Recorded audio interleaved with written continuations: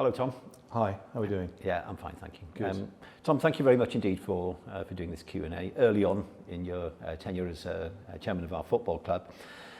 Before we go any further, I just want to address something which you maybe heard about in the past. People sometimes think, well, Forest edit this. They tell us what to say. The questions don't come from us or from the fans of the club. They come from Forest themselves. That isn't the case. But would you please just confirm that for everyone listening? No, and thank you for having this. I mean, as part of my responsibility is the dialogue with the fans, and it's really important we do these on a regular basis.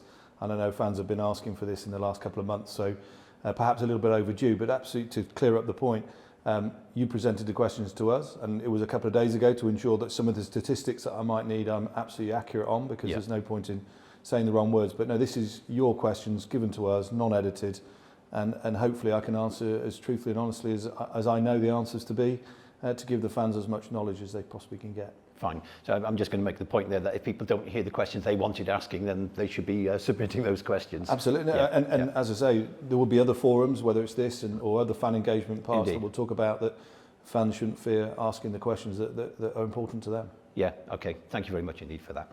Okay. So you've been in the role as chairman of the football club now, Tom, for some months. How's it been? How have you found those first few months? It's been a fantastic experience. I guess I go back to when ownership called me, and it was a thrill to be asked, and my head had already said yes, and my heart was all over it. To be a Forest fan now on this side has been a real honour and privilege. But equally, having been here now a couple of months, there's opportunity to really support the club in its development. I think we all acknowledge that the club for 23 years was out the top flight of football. We arrived back into the Premier League. We did fantastically well, and now we've got to embed ourselves as a Premier League force on and off the pitch. And the work that I can hopefully help in my tenure here off the pitch is really exciting, and something I'm looking forward to getting to. Of course, you've been a season ticket holder, haven't you, for many years, I believe? Absolutely. No, I think I started, I got criticised after saying it, because obviously we're not allowed to do this anymore, but for right reasons. But back when I was 3 or 4 years old, I snuck under my dad's barber and managed to sit on his knee a couple of times, and then went over to become a junior red, and then I was in the Bridgeford, and then I was in the Trent End, and yes, absolutely, both myself and there's a lot of family here, so my kids, my wife, my parents are all in the ground, and my uncle and my cousins, and Forest is part of our life. So as you can imagine, when you get that phone call, it's a very hard one to say no to. Yeah, I can imagine. I imagine it's also fairly rare for a chairman of a Premier League football club to be if you like, a proper fan. And I'm not criticising everybody else, but clearly, it can't be many like you, I wouldn't have thought. No, it's interesting. Just this week, we've been at the Premier League shareholders meeting in London, and looking around the room and realising probably I was one of a few people in that room that was the chair of a club that they're both from the city and have loved before the role was even mentioned. And of course, that comes with the pressure as well. I won't deny that. Okay. I like you and others have lots of families and friends who are Forest fans who are asking away and wondering what's happening, and it's a difficult pressure to be put under at times, because there is a burden of responsibility with leadership, and it's not something I take lightly. But no, it's been a real honour so far, and I'm enjoying the responsibility, and I have a fantastic relationship with the ownership, and a lot of the initiatives that we want to put forward about progressing the club off the field, they're embracing and endorsing, and we're making progress already. Lovely. Okay, we'll come back to some of those if that's okay. Yeah. Not everybody watching, Tom, will be aware of your commercial experience. If you don't mind, I'm saying not everybody's going to know who Benoit are, but probably one of Nottinghamshire's leading firms of any type, a really big, proper, sort of worldwide successful firm. So can you tell us a little bit about that commercial experience that you have, and how that might help your role at Forest? Well, thank you for saying that. No, we're very proud of our family business, which is 77 years old now. Based in Nottinghamshire, as you say, but with offices in all continents of the world. So a real global business that operates from the Nottinghamshire County. My own personal career was actually started outside the family business. I joined it almost 10 years ago, but my experience has been in commercial for my entire life.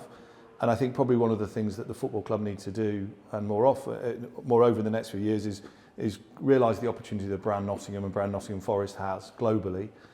People think about Nottingham Forest, Brian Clough, Robin Hood. It's a great story, and at times maybe we've not been proud and not been saying it wide enough and loud enough. So some of the work I'll be doing is talking about the global opportunities that the brand have got. Okay. People shouldn't misunderstand that, thinking that's about, oh my goodness, Forest has been taken out of Nottingham, it's been sent around the world. But we have to acknowledge that we're also part of a unique group of 20 people in probably the highest profile entertainment industry in the world. Yeah. and that comes with an opportunity and a responsibility to make sure our brand is represented globally. So the commercial element that I've experienced in my own business, understanding culture, understanding different markets, is something that we're working to. But also there's a lot more work just back in Nottinghamshire, and we've always been rooted here. The family business in Newark, but I was born in Nottingham, went to school in Nottingham, and hopefully my understanding of what Nottingham as a city is, as the people, as the fans and the culture here, and how we embed that also in the next evolution of the football club is important. So the global piece rooted in Nottinghamshire, I think, is what I bring to that. Okay, so does that tie into your vision for Forest? You know, is it this global thing? I mean, everybody in the UK has heard of Nottingham Forest. For many, many people, Nottingham Forest, second team. People often said that, didn't they? Certainly when I was growing up. Liverpool, I hate to say it, but Liverpool were the preeminent, and Forest, of course, knocked them off the perch to some degree. So do you see the globalisation as being an important part of that? It's an element of it. I think it's important to recognise that lots of people have been through the university, lots of people remember the Brian Clough eras, and lots of people, you know, romanticised by Robin Hood, and therefore the brand is known overseas. But we shouldn't just, you know, shouldn't overly focus on that necessarily. The first part of the vision is to re-engage and make sure that the fans know what's happening here in Nottingham, what's going on with the real estate, what's happening around the edges of the football field in terms of our plans and our ideas about making sure Nottingham Forest is accessible to everybody as many possible times as they can. But of course, as you've just described, there are fans who aren't here. There's fans who've moved away, who have every right to understand and see what's happening through social media, through different engagement platforms. And so my vision in the first 12, 24 months of this is getting clarity for fans through things like today on what the plans are around the club generally in Nottingham, and making sure not just the Nottingham people know that, but the wider fan base as well. Okay, so you touched upon fans there. Obviously, a sport like football, fans are obviously always going to be at the heart. And one of the main things that we've heard from the fans is that now that we're in the Premier League, it's in some ways easier to watch Forest if you sat at home in an armchair watching Forest. But of course, people want to come here to the City Ground to watch. We've had a lot of questions around home membership and these schemes which were introduced or which were changed relatively recently. How do you feel about how the home membership scheme is going? And is that something you're thinking about changing, amending? You know, in the first season or so of its current manifestation, what do you think? How's it going? Before we talk about home membership, the first thing to say is there's not enough football fans coming to watch Forest at the City Ground. Okay. And we know that. Yeah. And I think if you look at the average attendance across the Premier League, last year was about 40,000, and 29,500 create a great atmosphere and a great place at the City Ground, but we want that to be a bigger number. Right. So we're not talking about staying with the size of the stadium we've got at the moment, and therefore how do we manage as many people through the existing seat numbers. We want it to be bigger, and I'm sure we'll talk about come to that, the redevelopments of opportunities around that. So the first thing to say is the size of what we've got today isn't big enough for the number of fans that we want to experience the City Ground, whether that's once a season or for a full season ticket. I was reassured and encouraged when I looked at the statistics that actually in the first 7 home games, the My Forest membership groups have had access to 43,000 tickets being made available to fans. Right. And I appreciate that doesn't address people's frustrations necessarily about availability all the time, but we are seeing fan groups at different levels being able to access tickets. There's also an element which we want to encourage fans who are listening, who perhaps are season ticket holders, who aren't using their game tickets on match day to use the sell back through the club, because over 1,000 seats we believe on a match day basis aren't being occupied that could actually be resold and reused for other fans. So there are some elements that we can improve and ask our fans to participate in. Okay. But the headline is we will always review the membership schemes, and obviously getting towards midway through the season we can start to see the effectiveness of this season's programme. But as I say, 43,000 seats have been sold through that outlet so far this season, which I think is an encouraging number, given perhaps some of the press reports which would suggest we don't get access, how do we do it? I think on top of that, on a slightly wider note, we also need to ensure that the fans who aren't getting access to the Premier League games are accessing other opportunities to see both the players but also watch matches. And I think there's a few things there. Recently we've hosted 2 women's games down at the City Ground, which have been fantastic. Came into the last one against Newcastle, we had about 6,500 fans. And for people who want to experience the City Ground, that's a great opportunity to do so. We've also got a forthcoming FA Cup match at home over the weekend of the 6th and 7th, and the opposition is yet to be determined. But again, that's an opportunity for fans to come and experience. Could be the Forest ground. against Forest. It could be the Forest, couldn't it? That would be a good one for the headlines. Yeah. But whether it's Forest Green or whether it's Blackpool, you know, we want to make sure again the FA Cup games, like we did with the Burnley game in the League Cup, provides enough chances for people who wouldn't normally come to those games. But it doesn't deny the fact that this is an enormously attractive league to be part of, and we don't have enough seats to fill the demand. To fill the current demand. Okay, we'll come back to the stadium in a bit, but before that, perhaps the area where we have the most concern and complaints as well, I'll be honest with you, is the away membership. We had an email into the trust in the last few days from somebody saying, I have repeatedly been trying to get tickets for away games and I just can't get them. I'm constantly losing out. That individual was concerned about losing his, you know, he's got to go to 3 away games this season, so he's concerned about that. And then there are others who are managing to get to many, and I'm not talking about people in Priority Plus, it's Priority 1, you know, so the Tier 2 of the away membership scheme. Yeah. How do you feel the away membership scheme is going? Is it equitable? Is it working well? I know there'll be checks and balances around it, you know, you're trying to get new people to be able to go to away matches. Is that scheme set in stone? Are you reviewing it? How does that look for the future? No, we are going to review it. We have started that process. I think you're talking about the social media, the reports you get. I'm also part of some of those groups. I have friends who say, I used to be able to go and I can't, and what does that mean? So it's not just presented today as a first understanding. We know that that's an issue. Yeah. If we actually look at some of the facts, though, in the numbers that we see, for example, against Newcastle, okay, an exception to the rule, it's Boxing Day, but the ticket allocation for away fans hasn't just gone through the membership away group, it's gone to season ticket holders, and now it's gone to My Forest holders. Yeah. So on the odd occasion, we are able to go back to the point of a supply and demand. On the majority of games, we've capped at sort of 2,500, 3,000 tickets, and naturally, the amount of people want to go versus that number of tickets is out of kilter. When we look at the statistics about the highest tier of away membership in that respect, they're now attending more games this season than they've done in previous seasons. Yeah. So the demand at the top level is taking those tickets through. But to answer your specific question, we will review it. We understand the frustrations and we'll do what we can do. But the majority of those 3,000 seats are being released through the programme that we've put in place for this season. Yeah. And unfortunately, it can't go all the way down on many matches to satisfy the demand. Yeah, I mean, of course, those of us who've been around for a bit longer, well, back in the day, it wasn't too difficult to get tickets for, you know, insert name of, you know, I don't want to be rude about smaller clubs and so on.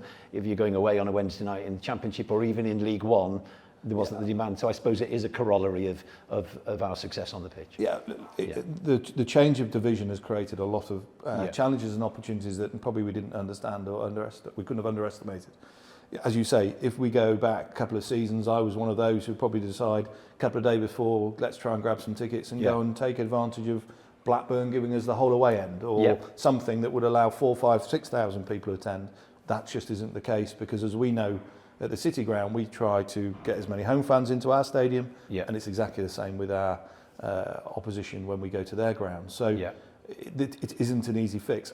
As you mentioned earlier, the enormity of the TV accessibility. Hopefully, there's a lot of fans that are also seeing a number of the away games on the TV because if you look at the last 6 or 7 matches, a significant number of those have been live. Yeah, and that's a consolidation. It's a small thing for fans. It's not being in the ground, but at least hopefully they can see it through the TV. Yeah, that's right. Some sort of compensation.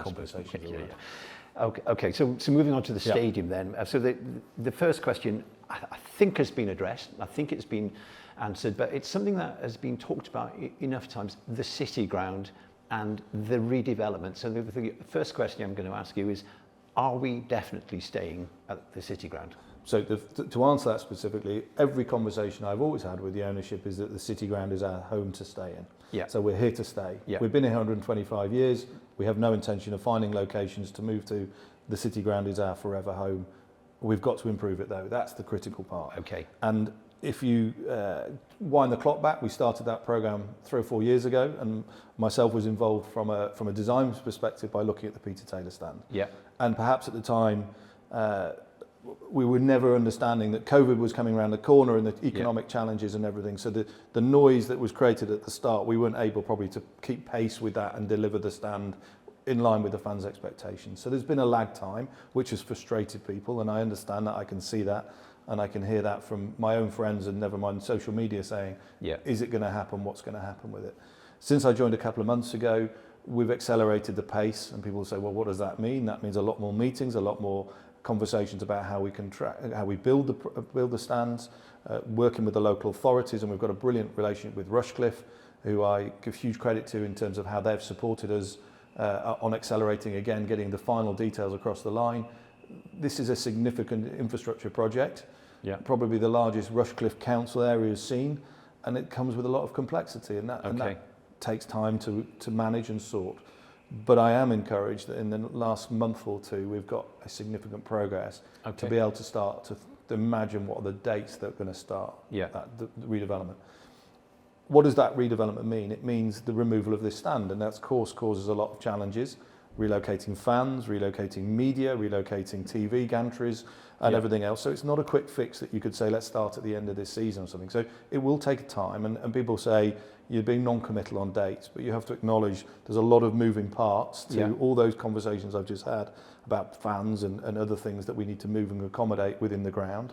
Alongside the safety piece, it's a limited site, there's not a lot of land around it to build building compounds and other things. So it's going to take a little bit of time to get a date confirmed when we start, and we'll talk openly about that with fans when we can. But the end game of this is that the stand will develop another 5,000 seats, a combination of seats that people might want to relocate into, different levels and tiers of seating, which we'll talk about, I'm sure, in a minute, but an opportunity for 5,000 additional people to come and watch Premier League football at the City Ground is the intention. There's also been a lot of talk about other small initiatives, again, which we can talk about in a minute, but it's absolutely all about the ownership giving the fans the best possible fan experience, either in or around the stadium in the years to come. Yeah, I think it's something that those of us who go to away matches, seeing you go to places like, for example, the Spurs Stadium, and you look up at that and you go, goodness great, look at this. You know, this is, and all of us absolutely love the City Ground, and in terms of the atmosphere, there's no better. You know, the febrile nature. I think on Friday night against Spurs, it's going to be rocking in here. We all love that, but you know, the facilities haven't been what we would want, and I know what you would want. There have been some announcements, haven't there, around developments? The Fanzone is now open. How's that gone? That seems to be pretty well received, I think. Yeah, I think so. So before we come on to the new and shiny, if you want to, let's talk about the existing infrastructure, because it's something I picked up on myself, and I'm sure something on your fans list is about some of the challenges this season around water, toilets, and bars and facilities within the existing stands. You know, it is 125 years old, and some of the infrastructure, whether it's drains under the ground, were built of an era where the amount of use required from irrigation on the pitch, when we talk about water and other things, it's been pressurised, it's under strain, let's put it that way. So we have invested, and we are continuing to do so, and I think we're almost there. There's been big progress on ensuring that all the facilities are at least to a good standard. We want to go again, but it's important to address that this isn't just about the new and shiny. This is about a programme of activity taking place across all stands and all areas. And I'd like to think it's obvious when you look out at the stands at the moment. They look amazing with the red banners and all the new signs and graphics, and people say, yeah, well, that's just the materialistic front of it. What about the workings of these stands? But we're working through all this to make sure that when a child or a parent or anybody comes to the ground, they have a great experience. And you talk about Spurs, and yes, that's a certain style of stadium, but for me, when I read the feedback, particularly from away fans who come here, they experience something special in this City Ground. They love the atmosphere, they love the friendliness of the way we embrace people coming to the ground, and we're open with our visiting supporters. So I think the City Ground has its own unique status, but its facilities need to be of a modern standard. And I think, again, if we look at some of the changes and new bars, new food outlets that we're opening up. So that's the existing spaces. When we talk about the new stuff, as you say, there's a fan zone now, which, again, if I go back to the ownership, they asked to ensure that we address engaging the fans for experiencing more about the City Ground. How can they come and enjoy more space and more time here? So the fan zone is one element. You will also see in the press that there is a planning application going in for some corners to be shipping container style boxes, which is again like the Caddell Stadium. a little bit like that in a forest way. Yeah. And I think we acknowledge that we want more people to come into the ground. People will say, well, hold on a minute, this is commercial seats. Is this a glass box environment? We're trying to find hybrid spaces where fans can come and experience something different. Yes, the price point might be slightly more than general admission, but maybe that gives people the opportunity to move out of certain seats and create other spaces elsewhere that fans can come to. But it's about ensuring the maximum number of people come to the City Ground on a match evening or afternoon and experience the City Ground in its best. And I think we've come up with something quite iconic that will create interest level and provide additional temporary spaces whilst this stand also is being redeveloped. And then the final element of that is we're looking at a disused space within the Trent End, which I think was originally designed for Brian Clough as a gym for his first team, which is obviously a distant memory, but we're looking at how we can create another fan space in there. And more details of that will come out in due course. But again, another place where it's non-match day or match day, fans can come along, listen, learn, hear more about the City Ground, shall I say, and the football club. And that's really important to the ownership.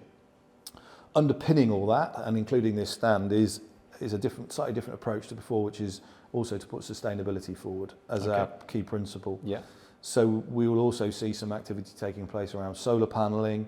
We're looking to work with E.ON, our existing partners, on opportunities to create sustainable solutions to all this development. So whether it's the materials we use, whether it's our carbon footprint, whether it's the source of power from solar or other alternative uses, all of the projects we are going to ground in a sustainability, which is the right thing to be doing. By the way, not just ticking a box. We want this to be, all of these projects to be sustainable in their nature.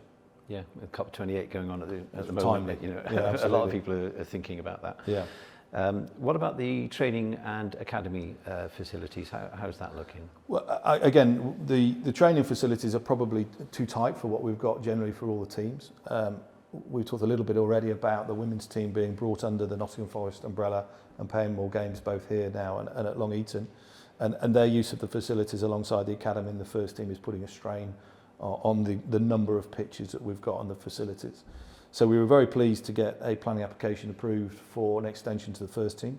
That's not about bringing more people onto the site, but that's actually giving the first team and that building a bigger identity, a bigger space to be used for the players.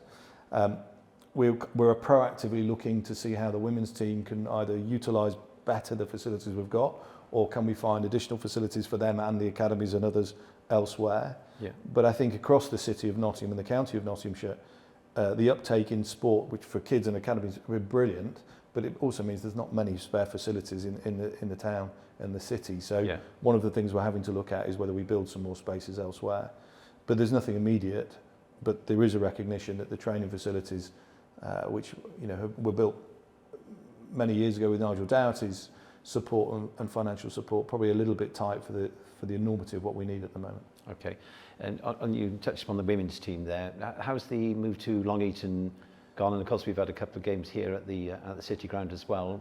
Talk a little bit about the women's team. What the prospects are there, how you feel they're doing, and what the future might look like. Well, the first thing to say, they've just got an interesting draw away at Plymouth in the next round of the FA Cup. So if anybody wants a long journey, but it's a winnable game, and hopefully that will progress as nicely and continue to raise the profile. Yeah. The women's game here is something we want to celebrate and really enjoy and elevate. And I'm delighted the work that Amber and the team are already putting in place. One critical part of that is to really feel that they've got a home. It's brilliant being here, but also actually the facilities over at Long Eaton are excellent and what we need. And if anybody's been down there and seen, it's a really good setup. And so we're incredibly grateful for them for the use of that space over the coming seasons. But as we progress as a club and hopefully we achieve the promotion to the next division that we want, we are proactively looking again, as I say, about what quality of facilities we've got to allow them to progress as a football club. So the women's team is very much part of our agenda, and how the senior groups can progress, but also in the future, how do we get young girls of Nottinghamshire and the wider region engaged through maybe a girls' academy that we're yet to establish. Okay. So it's all part of a bigger plan to elevate women's sport for Nottingham Forest, and the progress we're making at the moment is good, but we can do more, and that's the plans. Yeah, and it remains an area of focus very much for the club going. Oh, absolutely. No. And as we say, by bringing them into the banner of the club, and supporting them financially and with everything that we've just discussed.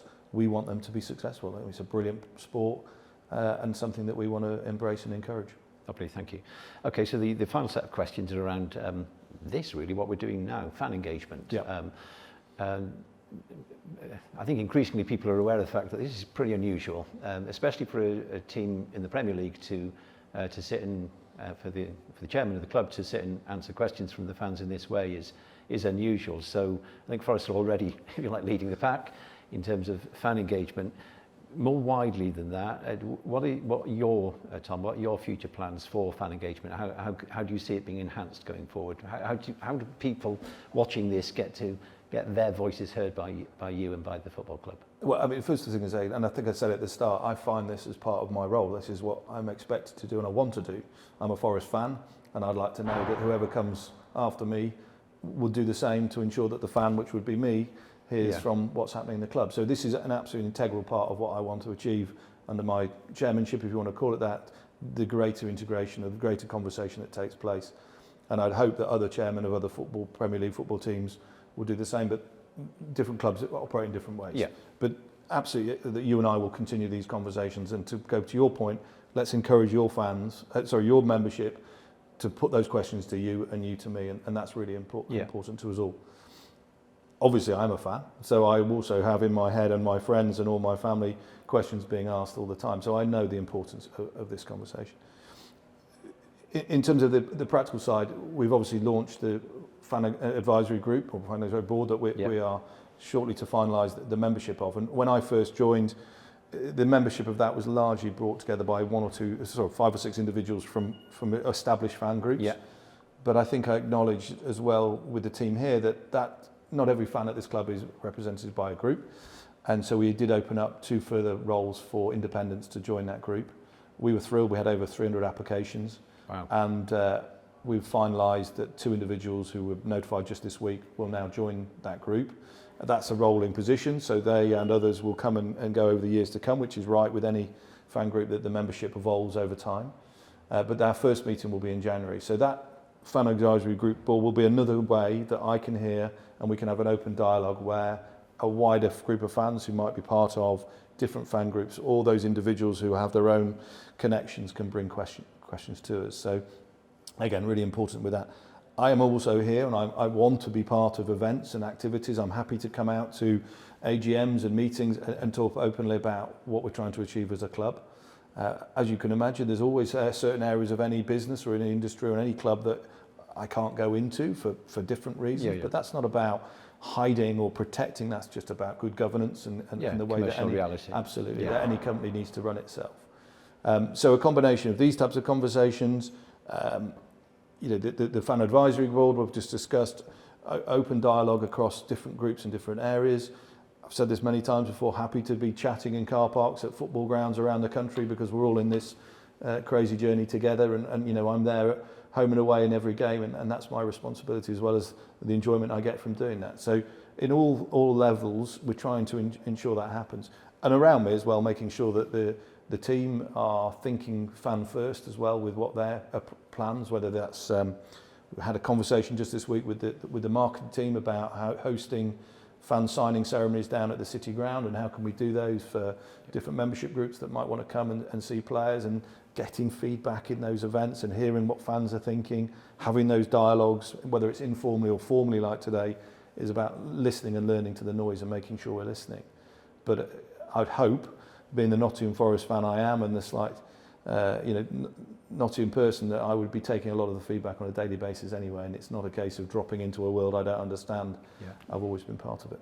Okay, thank you very much indeed. I think everybody watching will agree with much of what you said there in the way in which you've answered the questions today, so thank you very much indeed for doing this. Yeah, and it's a pleasure, and just the final thing, I wish every one of our Forest fans a happy and healthy Christmas and New Year. I'm sure hopefully many people will come down to the 3 home games and give the support that the team need, but on behalf of the football club, I wish every fan a good healthy Christmas, that's for sure.